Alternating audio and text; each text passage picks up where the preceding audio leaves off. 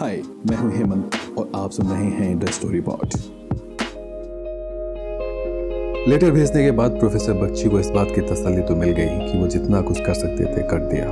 अब उन्हें बस इंतजार था सुप्रीम कोर्ट के जवाब का, और उम्मीद थी कि जब यह लेटर अखबारों में छपेगा तो बाकी लोग भी उनके समर्थन में आएंगे। लेकिन महीनों बीत गए, ऐसा कुछ हुआ नहीं। न सुप्रीम कोर्ट से कोई जवाब आया, न ही जनता में कोई उबाल आया। इसलिए नहीं कि लोगों को इस बात से कोई फर्क नहीं पड़ता था कि किस तरह से एक महिला को उसके अधिकारों से वंचित कर दिया गया, इसलिए क्योंकि यह बात उन तक महीनों तक पहुंची ही नहीं। क्योंकि आज की तारीख में जो लेटर जुडिशियल सिस्टम रिफॉर्म के लिए लैंडमार्क मोमेंट माना जाता है, जिस पर रिसर्च की जाती है, उस वक्त देश के किसी भी न्यूज़पेपर ने उसे न्यूज़ के लायक ही नहीं समझा। अब तक लगभग 4 महीने से ज़्यादा का समय गुजर चुका था जब भारत के सभी न्यूज़पेपर ने इसे पहले क्या किसी भी पन्ने में जगह देने लायक नहीं समझा। तब इसे पब्लिश करने की जिम्मेदारी डॉन नामक अखबार ने उठाई। जी हाँ, डॉन, जो कि पाकिस्तान का एक प्रतिष्ठित न्यूज़पेपर है। इसके बाद ही इस लेटर की चर्चा भारत में होनी शुरू हुई और बाद में भारतीय अखबारों में भी इसे प्रकाशित किया गया। इसके बाद जो सिविल मूवमेंट शुरू हुआ उसके बारे में प्रोफेसर बख्शी ने भी नहीं सोचा था। उस समय जो भी गिने चुने संगठन महिलाओं के हक की बात कर रहे थे, इस लेटर में दी गई बातों ने उन्हें झकझोर कर रख दिया। पोस्ट इंडिपेंडेंस और पोस्ट इमरजेंसी में ऐसा पहली बार हो रहा था कि देश के कोने कोने में स्थित महिला संगठन एक साथ एक मंच पर आए। डॉक्टर सीमा सखारे, जो इस केस में काफ़ी पहले से जुड़ी थी, वे इस लेटर को लेकर नागपुर में लोगों के बीच गईं और अपनी आवाज़ बुलंद की। इस लेटर का इम्पैक्ट इतना व्यापक था कि इसकी वजह से कई नए संगठनों की बुनियाद पड़ी, जिन्होंने आगे चलकर देश में महिलाओं की सुरक्षा, न्यायिक और मानवीय अधिकारों के लिए उल्लेखनीय कार्य किया।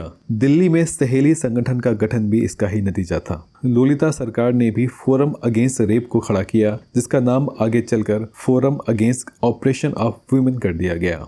इस ग्रुप के जरिए लोलिता सरकार ने मथुरा के केस को दोबारा खोलने का अभियान शुरू किया। देश के सभी महिलावादी संगठनों को एक साथ आने का आह्वान किया। केस की दोबारा सुनवाई और आईपीसी की धारा 375 में बदलाव करने की अपनी मांगों को देश की सरकार और जनता के सामने रखने के लिए इंटरनेशनल वीमेंस डे का दिन चुना गया। 8 मार्च 1980 को दिल्ली, मुंबई, नागपुर और हैदराबाद की सड़कों में महिलाओं का हुजूम निकल पड़ा। नारों और पोस्टरों के माध्यम से प्रोटेस्ट दर्ज कराया गया। इतना सब होने के बावजूद सुप्रीम कोर्ट ने केस की दोबारा सुनवाई करने से मना कर दिया। कोर्ट के हिसाब से ऐसी कोई लीगल स्टैंडिंग नहीं थी जिससे मथुरा के पक्ष में फैसला हो सके। समय के साथ साथ मूवमेंट कमजोर पड़ता गया। संसाधनों की कमी और कोऑर्डिनेशन में आने वाली दिक्कतों के चलते प्रोटेस्ट की आवाज़ धीमी होती चली गई। भले ही अपेक्षित सफलता ना मिली हो, लेकिन पहली बार इस देश की महिलाओं ने यह साफ कर दिया कि वे अन्याय, पक्षपात और पुरुषवादी सोच को आंख कान मुंह बंद करके सहन नहीं करेंगी। इस पूरे मूवमेंट की सबसे बड़ी सफलता थी कि मथुरा जैसे और भी दूसरे केस मीडिया और लोगों की नज़र में आने लगे, जो इसके पहले डर या बदनामी की वजह से अंधेरे में गुम हो जाते थे। इस दौरान बलात्कार का एक केस हरियाणा में भी हुआ, जिसमें पुलिस कस्टडी में पुलिस वालों ने एक महिला का रेप किया और फिर उसकी हत्या कर दी। इसको लेकर पॉलिटिकल पार्टी के एक नेता आमरण अनशन पर बैठ गए। माया त्यागी का फेमस केस भी इसी दौरान हुआ था, जिसकी गूंज संसद के अंदर तक सुनाई दी। संघर्ष करते करते 3 साल और बीत गए। 1980 से 1983 आ गया।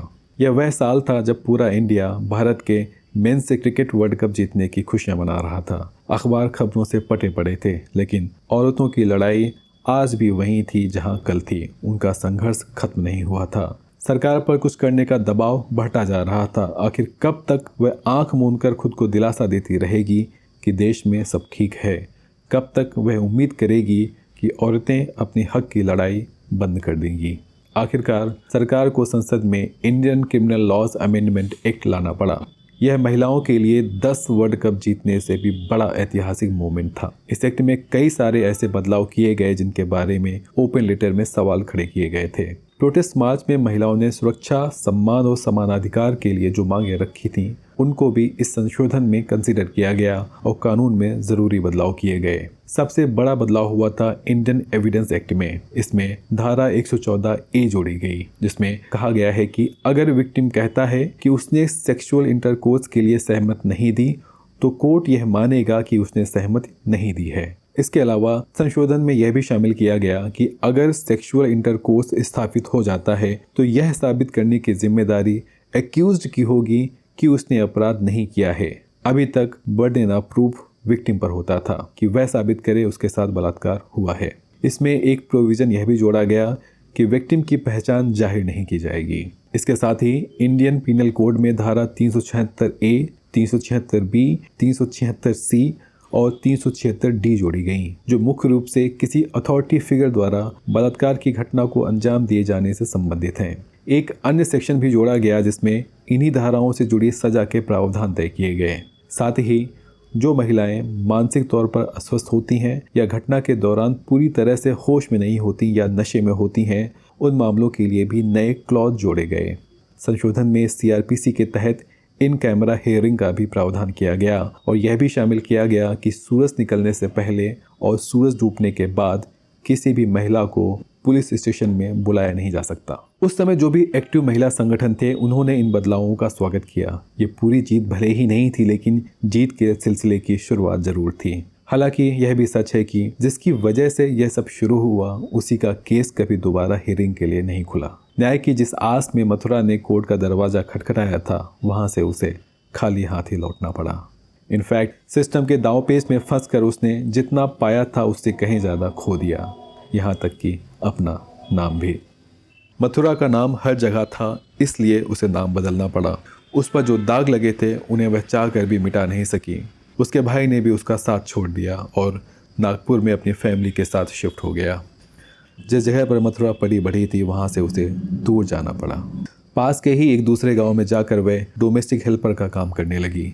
सरकार की तरफ से उसे कभी कोई मदद नहीं मिली। वहीं पर मजदूरी करने वाले एक व्यक्ति से उसने शादी कर ली। उसके 3 बेटे हुए। एक बेटा 5 महीने में ही बीमारी की वजह से चल बसा। पैसे की तंगी और सुविधाओं के अभाव में जैसे तैसे उसने अपने 2 बेटों को पाला। बड़े बेटे के हिस्से में भी मजदूरी ही आई। हाँ, छोटा बेटा नागपुर चला गया, जहाँ पर फैक्ट्री में उसे काम मिल गया। समय गुजरने के साथ साथ लोग इस केस को भूलते गए और मथुरा उस भीड़ में शामिल हो गई जिसकी कोई पहचान नहीं होती। 2012 में जब दिल्ली में निर्भया कांड हुआ तब CNN की एक रिपोर्टर मथुरा को ढूंढते हुए उसके घर तक पहुंची। वापसी के वक्त उसने मथुरा से पूछा था, क्या तुम खुश हो मथुरा? किस बात की खुशी, किस बात का गम? इससे कोई फ़र्क पड़ता है क्या? मैं अभी भी सही सलामत हूँ, जिंदा हूँ, इतना काफ़ी है। बोलकर मथुरा चुप हो गई। उसने जीवन की कड़वी सच्चाई को स्वीकार कर लिया था, हालातों से समझौता कर लिया था। अपने लिए ना सही तो अपने बच्चों के लिए ही सही। 1972 का वह साल जब मथुरा का बलात्कार हुआ था, उसी साल इंडियन पोस्टल सर्विसेज ने देश में पोस्टल इंडेक्स नंबर यानी पिन कोड की शुरुआत की थी, ताकि हर घर तक, हर पते तक चिट्ठियां पहुंच सकें। मथुरा के हिस्से में कोई पिन कोड नहीं आया। उसका नाम किसी पेपर में, आधार कार्ड में, वोटर ID कार्ड में कहीं मौजूद ही नहीं था। यहाँ तक कि देसाईगंज पुलिस स्टेशन जहाँ पर यह घटना हुई थी, आज वहाँ पर भी इस केस की कोई फाइल मौजूद नहीं है। मथुरा यह नाम अब सिर्फ रिसर्च में, कानून की किताबों में, कोर्ट के रेफरेंस में और डिस्कशन में जिंदा है। इसके बाहर इसका कोई अस्तित्व नहीं है। लेकिन हमें मथुरा का, उसकी हिम्मत का शुक्रगुजार होना चाहिए, जिसने उस समय न्याय की लड़ाई लड़ने का हौसला दिखाया जब इस तरह के ज़्यादातर मामले घर की 4 दीवारी में ही दफन कर दिए जाते थे। वह सालों तक लड़ी। भले ही सिस्टम से वह हार गई, लेकिन उसकी हार कई दूसरी मथुराओं के लिए जीत की वजह बनी। मथुरा की कहानी में इतना ही। अगले एपिसोड में किसी नई कहानी के साथ फिर हाजिर होंगे। अगर आपको यह एपिसोड पसंद आया हो तो पॉडकास्ट को रेट ज़रूर करें और फॉलो भी करें। See you in the next episode. Take care.